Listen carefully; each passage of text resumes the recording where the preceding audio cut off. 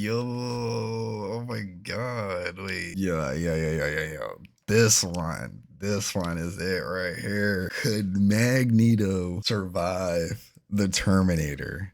I mean, that's an obvious, right? That's an obvious yes, I feel like. Except for the other Terminators, the liquid Terminators, like they're made out of different type of metal. But then again, if it's still metal, he still might be able to control it. And Magneto is busted. Like he, there are so many ways for him to control metal and use it to his advantage and just destroy everything in his path. So I mean, yeah, this is gonna be tough. This one's gonna be tough.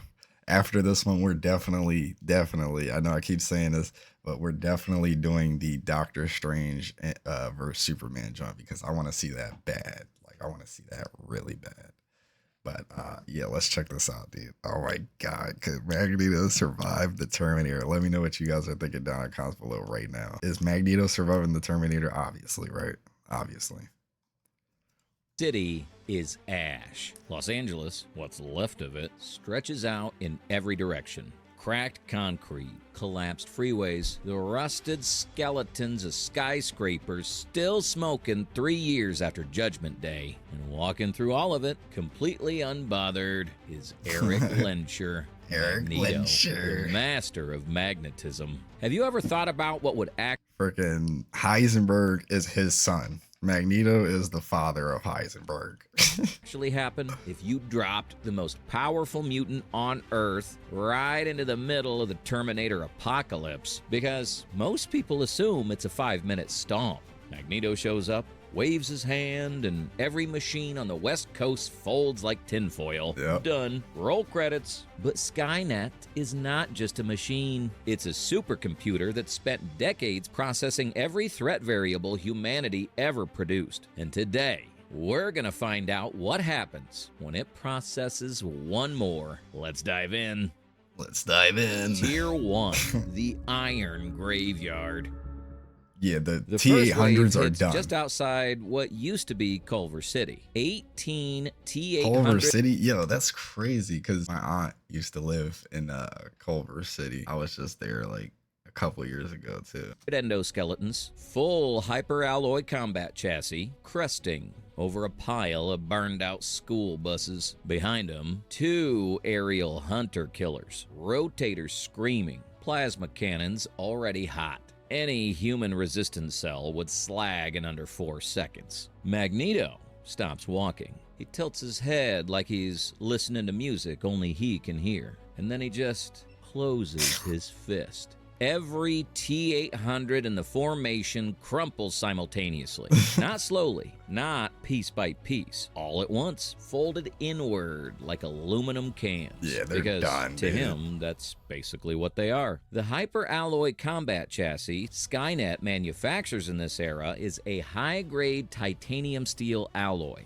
dense in iron, cobalt, and nickel. All 3 are ferromagnetic materials. That means their atoms have unpaired electrons that align almost perfectly with an external magnetic field. They don't just react to magnetism, they amplify it. Magneto doesn't push against the alloy. He speaks to it at a molecular level, and it answers immediately. The hunter killers try to bank hard left. He doesn't even look up. The electromagnetic field he generates reaches out, locks onto the ferrous components in their rotors and fuselage, and he pulls them together so hard they fuse. Let me just tell you too, like the X-Men are over the Avengers 1,000%. Like the X-Men would destroy most of Marvel.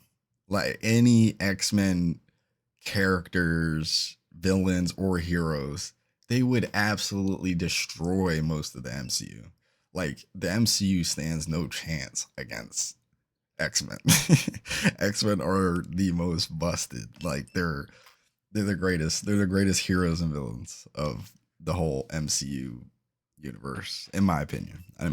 You guys can let me know down in the comments below if you think the Avengers would destroy the X-Men, which they wouldn't. I mean, you could tell me all day that, you know, bring up characters from the Avengers that would possibly take out the X-Men, but nah, the X-Men are just they're way too broken, dude. Way too broken.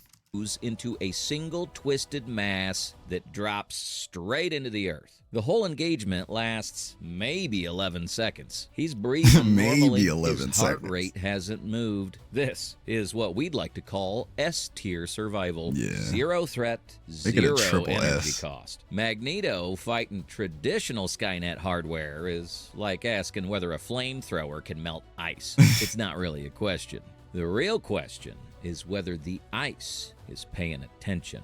And it is. Because buried inside the wreckage of one of those T-800s is something that has nothing to do with combat. A passive sensor array, barely bigger than a deck of cards, transmitting the whole time. It's been recording the exact frequency and intensity of every magnetic pulse Magneto generated during those 11 seconds. His peak output, his resting field, the specific resonant frequencies he uses to manipulate ferromagnetic lattice structures. All of it is compressed and bounced up to a relay tower, and from there, straight to the Skynet mainframe. The supercomputer receives the data package and processes it in 0.003 seconds. A supercomputer's core function is optimization. It doesn't feel fear. It doesn't feel frustration. It just identifies a variable and eliminates it. And right now, Eric Lencher is a variable. So, the manufacturing algorithms shift. The assembly lines in the subterranean facility beneath what used to be the 405 retool in real time. Because Skynet has already asked the only question They're gonna have to start making T-800s out of wood or something. that matters. If magnetism is the weapon, what do you build a soldier out of when you take metal off the table? Imagine being able to You build build them out of wood. just by thinking about it. Base 44. Wood or A bones. complete Tier 2, the liquid metal variable. Still metal. He finds the answer 20 minutes later in the shadow of a collapsed parking structure on Sepulveda. They come out of the drainage channels, Yeah, four of them. Oh my god, 4 of them.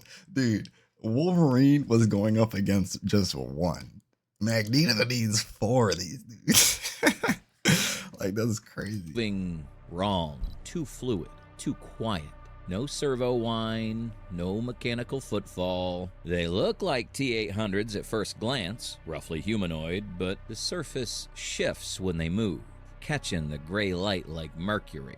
Magneto recognizes the threat before his brain fully processes it. He reaches out with his field and tries the same crushing motion that deleted 18 soldiers 60 seconds ago. Nothing happens. The magnetic grip just slides off, like trying to it grab slips, water yeah. with a fist. Huh. These are T-1000s, mimetic polyalloy, not just a liquid metal composite, but a He's just gonna- distributed molecular and He's just gonna have to bring the whole place down on all of them and just destroy. Like, there are so many ways he could destroy this thing, even if it's like he can't control it directly and crush it. Like, he'll be able to figure out a way. Like, he's an Omega level mutant. It's there's no question. Like, Terminator, Skynet, it's all done. It's all done if Magneto shows up. intelligence, where every single molecule is a miniaturized computer. And here's the thing about this polyalloy that makes it so dangerous to Magneto specifically. Traditional ferromagnetic materials hold their magnetic alignment because of a rigid crystal lattice structure. The atoms are locked in place, so when an external field grabs them, the whole piece moves together. But this amorphous network has no fixed lattice. The magnetic domains are constantly shifting, calculating, and randomizing at the molecular level. The field can't get consistent purchase on it. It's like trying to arm wrestle smoke that's actually thinking. The nearest one closes 15 feet in 2 seconds. Magneto steps back and thinks fast, because he has to change the physics of this fight completely. He can't pull the T-1000s apart, but he can heat them. Induction heating is what happens when you put a conductive material inside a rapidly changing magnetic field. The shifting field generates eddy currents inside the material. and those eddy currents produce heat directly inside the object. No contact required. Industrial furnaces use this principle to melt steel from the inside out. Magneto generates a rapidly oscillating electromagnetic field, cycling frequency so fast the polyalloy can't keep randomizing fast enough. Eddy currents spike through the first T-1000's body. The temperature climbs past 1300 degrees Celsius in under 4 seconds, and the thing just collapses, puddling into the atmosphere. Slag. He does it to all 4, but not cleanly and not as fast. Sustaining that kind of intense, localized, rapidly oscillating field is an entirely different energy demand than the blunt ferromagnetic force he used in round 1. His temples are pounding. There's a thin line of blood running from his left nostril before the last T-1000 finishes pooling. His hands are shaking slightly, not from fear, from the sheer neurological cost of maintaining that kind of precise magnetic output for an extended period. The human body, even a mutant one, runs on electrochemical signals. Overclocking those signals has a physical price. This is A-tier survival. He won, clearly, but the fight cost him something real. He's burning through reserves he doesn't get back just by resting for 10 minutes in a crater. He wipes his nose on the back of his glove and stares at the cooling puddles of slag at his feet. Skynet is watching. The relay sensors embedded in the drainage channel walls have logged everything. The specific oscillating frequency he used, the heat threshold required to destabilize the polyalloy, the exact duration he had to sustain output before the T-1000s failed. And the mainframe cross-references one critical data point: liquid metal still conducts. Induction heating still works. There is still a material vulnerability to exploit. So, Skynet asks the next logical question: what if the next unit conducts nothing at all? We're going to show you 13 months. It doesn't Tier matter. 3. The polymer evolution. Polymer evolution. The answer arrives from above. Magneto hears it before he sees it. A high-pitched turbo whine that has no servo hum underneath it, no magnetic signature at all. He reaches out instinctively with his field and feels absolutely nothing. Not resistance, not deflection, nothing. Just a blank space in the electromagnetic landscape, moving fast. The first drone clips the edge of the parking structure and comes in low. And when it catches the gray light, he can see exactly what it is. No steel frame, no aluminum shell. The chassis is a flat matte black, seamless and cold-looking, like someone carved a weapon out of a compressed shadow. A second drone appears to his left, then a third. And dropping from the roof of the structure directly I love ahead, that Magneto landing tactical with a look. hydraulic Like it's the classic like Magneto outfit, but it has like a bunch of soldier like qualities to it. I kind of like that. thud that shakes loose a rain of concrete dust is something that looks What did I almost tell you? like a T-800, What did I tell you? but wrong in every way that counts. Looks like Longer bones. limbs, a torso too narrow, and not a single metallic surface anywhere on it. He reaches out. His field finds nothing to hold. Skynet has pivoted to carbon fiber reinforced polymer, CFRP, for the chassis, with ceramic joint housings and actuators driven by synthetic polymer-based artificial muscle. No iron, no cobalt, no nickel, no conductive composite of any kind. The CFRP is made by embedding strands of carbon fiber into a hardened polymer resin matrix, and the result is a material that is stronger than steel by weight, completely non-magnetic, and electrically insulating. There is zero magnetic permeability in that chassis. Magneto's primary power requires a material that interacts with a magnetic field. These machines simply don't.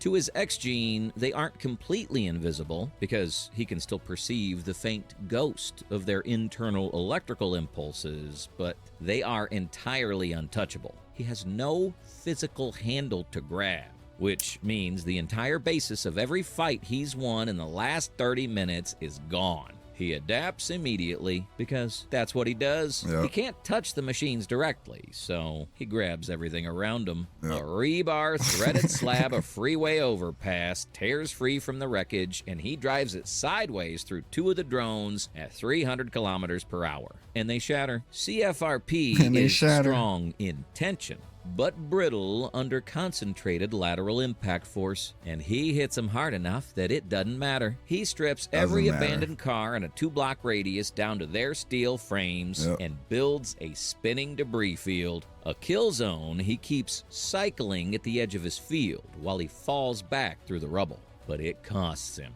God, it costs him. Environmental manipulation at this scale means he's moving hundreds of individual ferrous objects simultaneously, calculating trajectories, adjusting for the drone's evasive algorithms in real time. The modified Rev 9 unit gets inside his defensive perimeter during a half-second gap in the debris field. It is a dual-threat hybrid, and right as it clears the spinning metal, it splits, the mimetic polyalloy skin peeling off to attack independently, while the carbon fiber endoskeleton drives a ceramic composite arm straight into his right shoulder. He feels something tear. He instantly flash melts the liquid metal skin with an induction spike and hurls the endoskeleton 40 meters into a collapsed facade with a burst of raw magnetic force, grabbing the rebar inside the concrete the unit hits rather than the unit itself. But his arm is hanging wrong, and his vision is doubling at the edges. He brings a 6-story section of parking structure down on the remaining units and stands in the settling dust,